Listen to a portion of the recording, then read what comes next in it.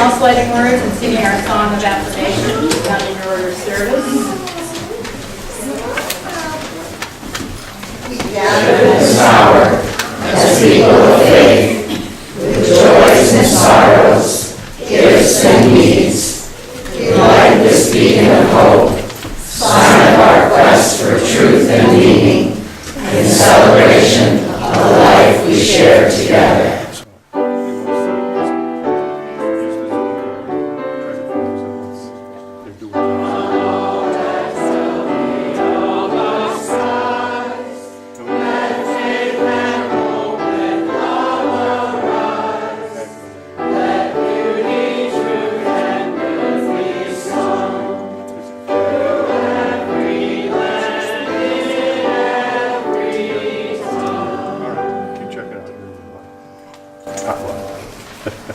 Thanks a lot, Sue.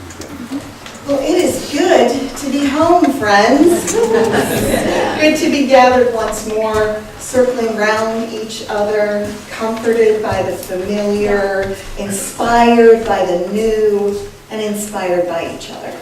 I am Rita Capezzi, your intern minister, proud to serve here through June of 2018. We have stories to share and friendships to rekindle. Our flame lights our way, burning here now, burning all summer long down on Main Street too, burning in our hearts and minds as we enter another year in the service of love and justice. We gather like the waters do, flowing together, mixing and mingling, only artificial separations called rivers and lakes and oceans. All the waters eventually flow together. May this reality inspire our understanding that all people are people, all beings are beings. Artificial separations called legal and illegal, called race, called class, these should not allow us to forget kinship through, connection with, and responsibility for each other. Waters hold us together, but the water is also acting against us. Harvey and Irma and lack of water seem to hurt rather than help, to harm rather than heal. But there is time enough for that later. Let us celebrate now the life-giving water. Let us sing together Blue Boat Home. Words in your order of service. These are the words of Reverend Melissa Tarver-Femer, the Executive Director of the Unitarian Universalist Ministers Association. This is her prayer, Rising Prayers. With the deluges in Texas and Louisiana, in India and Nepal and Bangladesh, and now in the Virgin Islands, and Antigua and Barbuda and Florida. We are deluged by stories of death and loss, fear and trembling, devastation and suffering, falling upon so many, especially the most vulnerable. In the name of all that is holy, let us pray for the dead and the bereaved, for the rescued and the rescuers, for the people and the pets and the creatures struggling to survive the troubled waters. May aid and comfort be given and received by those in desperate need.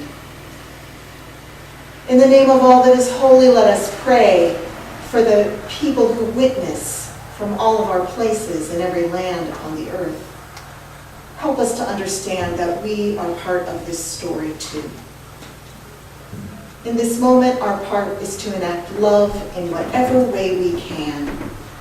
Through prayer, by sending money, through volunteering to assist in recovery efforts, by refusing to turn away, with research and reports and teaching, and art and song and poetry, and child rearing, and essays and sermons, and in every other way we can imagine.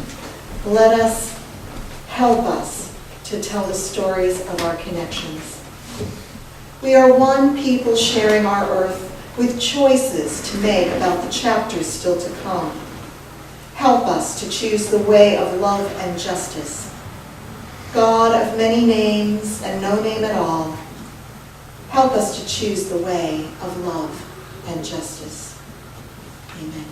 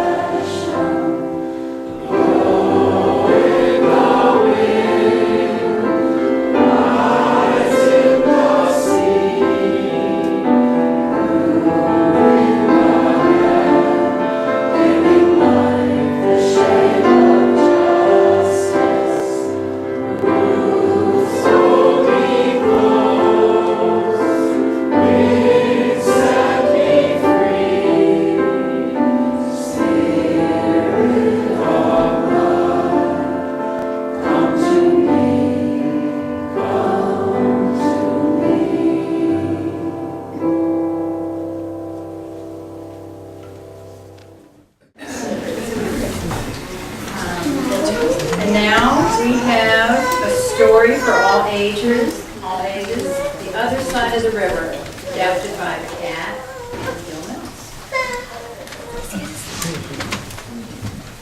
So I think you'll catch on when you participate, okay? Once there was a little town called Whitlock on the river. Half the people in Whitlock lived on the east side of the river. And half the people of Whitlock lived on the west side of the river. Now in all of Whitlock, One more thing. oh, there was A rickety old bridge connected the two sides. rickety old bridge. And it connected all of the people in Whitlock. And all the people in Whitlock had one baker.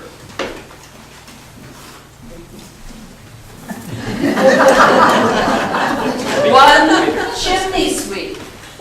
Just a second.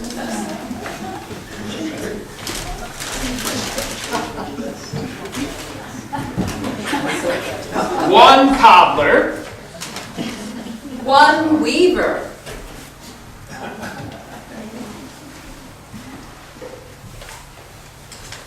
One tailor.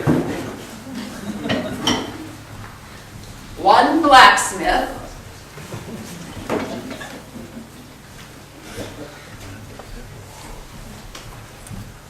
One farmer. One doctor. And one woodswoman.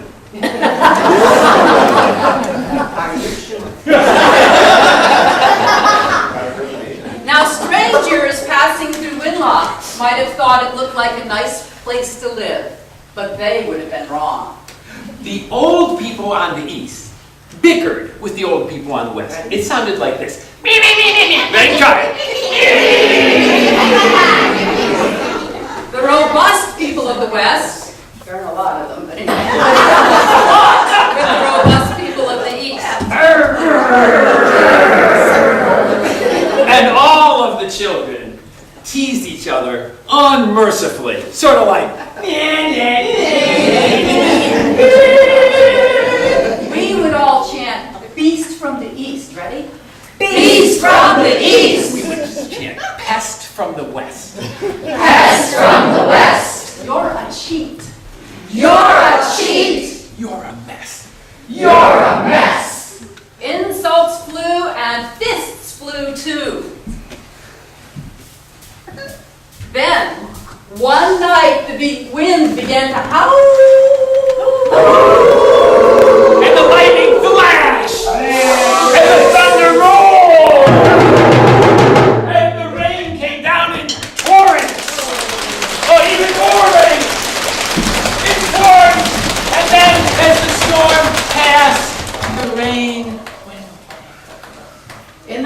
morning, as everybody crapped out of their houses, they noticed that the bridge had been washed out.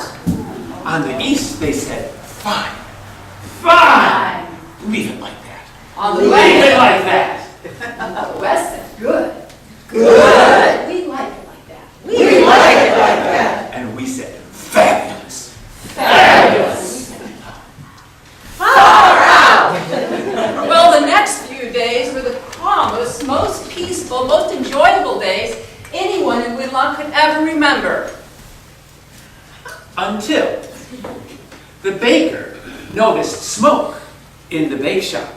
Opened the oven. The smoke was pouring out. The loaves were covered with soot. The baker said, oh no, this is terrible. I need the chimney sweep. Where's the chimney sweep? Where? The chimney sweep was on the other side of the river. Well, just about then, the chimney sweep was halfway down the chimney, scrubbing and scrubbing away, when his boot fell off, kerplunk, into a pot of boiling water.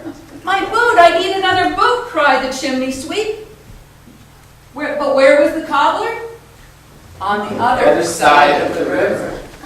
And the cobbler was singing away and pounding the boot and fixing the boot and hammering the nails until they hammered their thumb. Ow! Said the cobbler, I've hurt myself. I need the doctor. I need the doctor. But where was the doctor? On the other side of the river. Well, now the doctor was a little bit plump, had just told her favorite joke and had bent over in laughter when her pants ripped. Oh my goodness, she said, I need new pants. I need the tailor. But where was the tailor?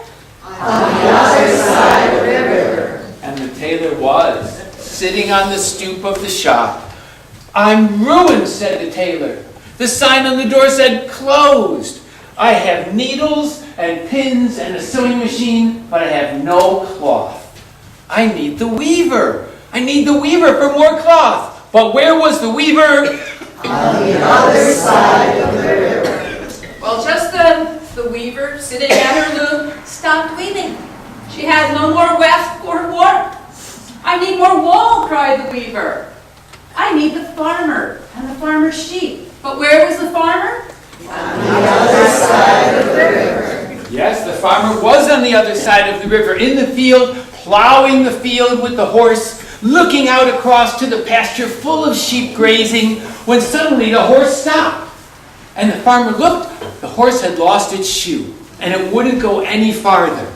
What am I going to do, said the farmer. I have to get this field plowed. I need the blacksmith for a new shoe for my horse. But where was the blacksmith? On the other side of the river. Well, just then, the blacksmith was working desperately to keep his fire glowing and his bellows blowing. He had thrown his last log in the fire and now broke up his table and threw that in, followed by all his wooden chairs, but the fire died down anyway. I need more wood for my fire, cried the blacksmith. But where was the woodsman? On the other side of the river. Well, that night, the baker knew what to do. The baker snuck down to the river and was surprised to find the cobbler and the tailor and the farmer were already there in the boat. Quick, they said, get in! And they started rowing across the river to the other side in the dark. As they got near the middle, the tailor said, shh, listen. Tailor, is that you? Called the doctor. Doctor, is that you? Cried the cobbler. I've heard my thumb. Come over this way. The blacksmith heard the cobbler. Cobbler, come closer. And slowly their boats edged together in the middle of the river. Oh, can't get into my boat, said the cobbler. And the doctor started to stand up. And the farmer said, no, sit down. And the boat started rocking and tipping. And they started waving their hands. And they all fell into the river with a giant splash.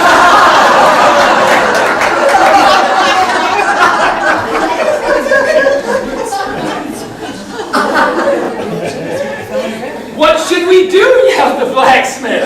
What shall we do? Yelled the chimney sweep.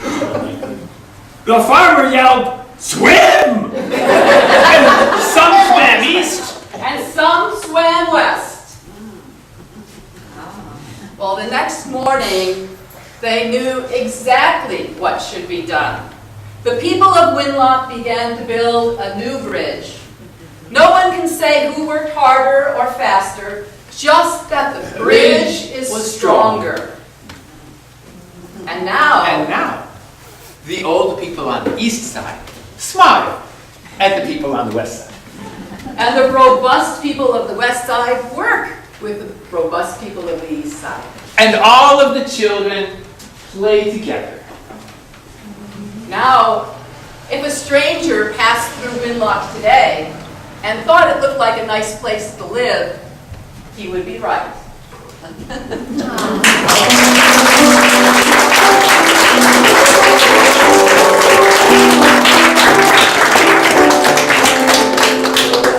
So long, we bickered and argued, the grudges between us grew. We ignored what we should have known until the wild winds blew. But today, we shake hands together, we let our friendships through. For I know now that you need me, and I need you. So we'll work together, we'll dance together, we'll smile and sing a tune. 'Cause we know it's true, that you need me, and I need you.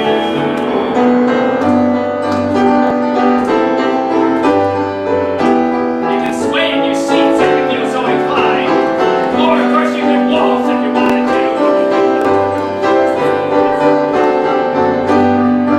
So we'll help and not hate, and we'll cooperate. We'll do all we can do to live in peace. All the west and east will start anew. So today, we shake hands together, we'll let our friendships move. I know now that you need me, and I need you, and I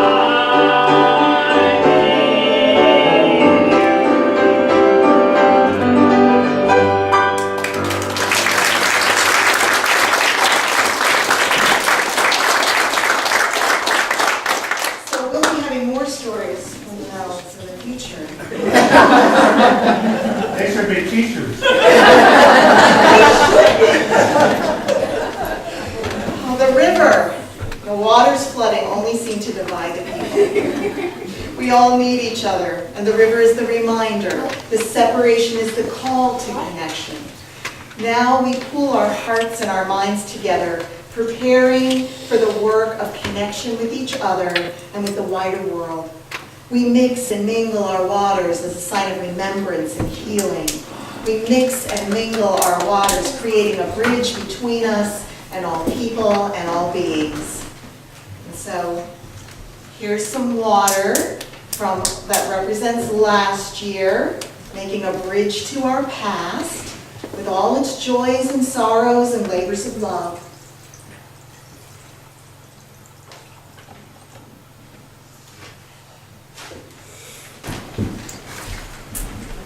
Hi, I'm Judy, and this water is from Noblesville, Indiana, my daughter's swimming pool. It was a time of bonding with my 17-year-old grandson, and a wonderful, almost magical time for us. I was there 2 months.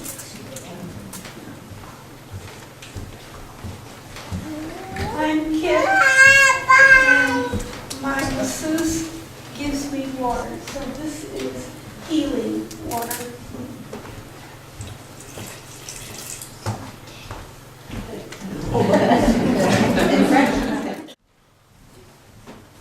This is water from the stream in front of Vince and my place that seems to keep flowing a lot this year. And this is New Hampshire water where I got to stay and spend the summer off.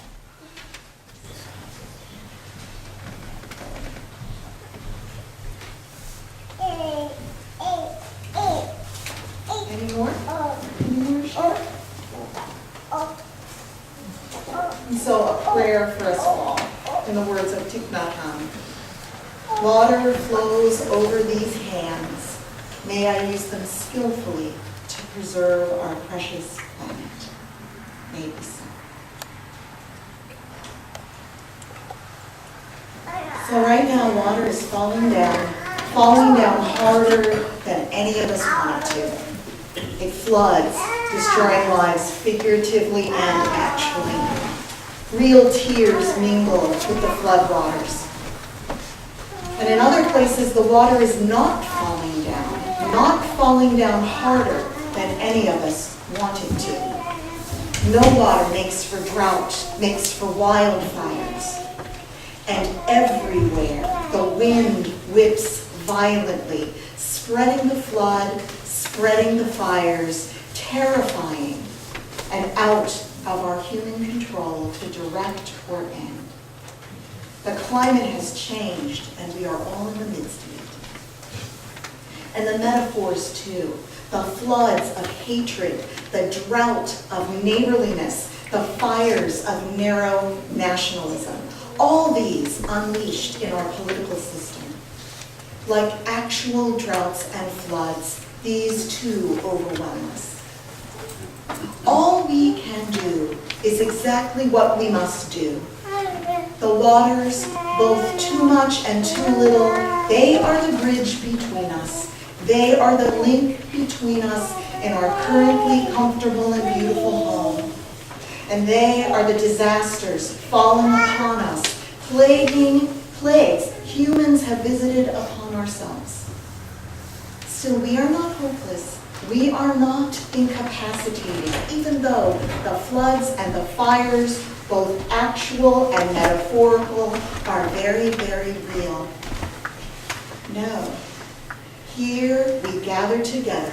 Here we gather to gather our strength, to gather our courage, to feel love and companionship that can sustain us in the battles that call us to action.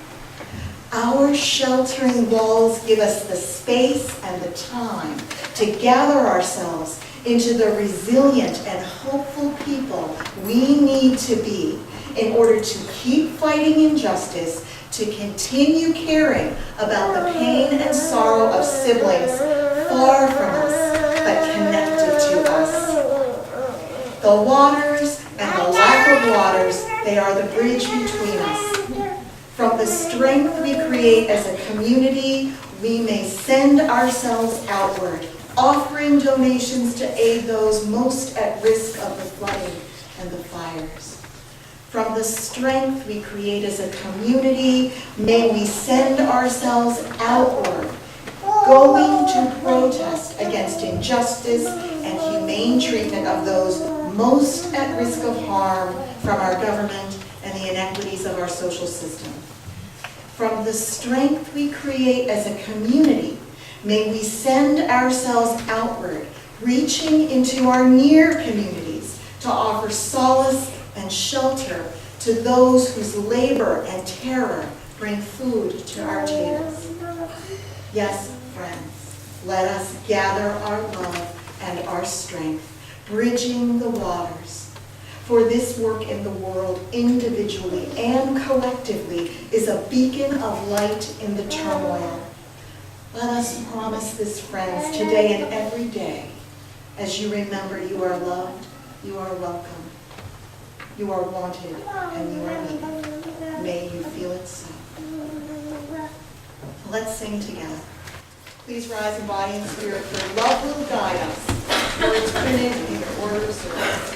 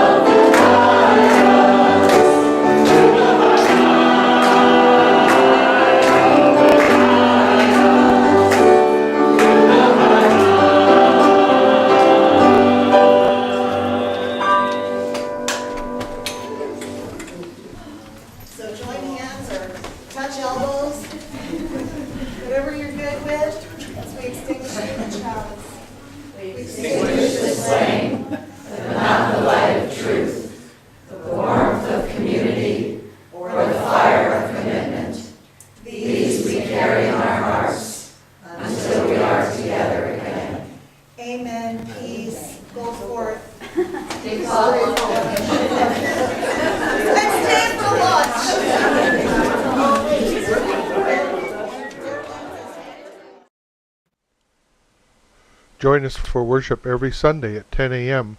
at the Unitarian Universalist Church of Canandaigua, a welcoming congregation. We are located at 3024 Cooley Road, 4 miles west of South Main Street, Canandaigua, just north of the intersection with Routes 5 and 20. Look for the blue signs just before the turn. Your comments about this program or questions about the church are welcome at 585-396-1370 or at our website, www.canandaiguauu.org. Producer and editor, Daniel Brigham.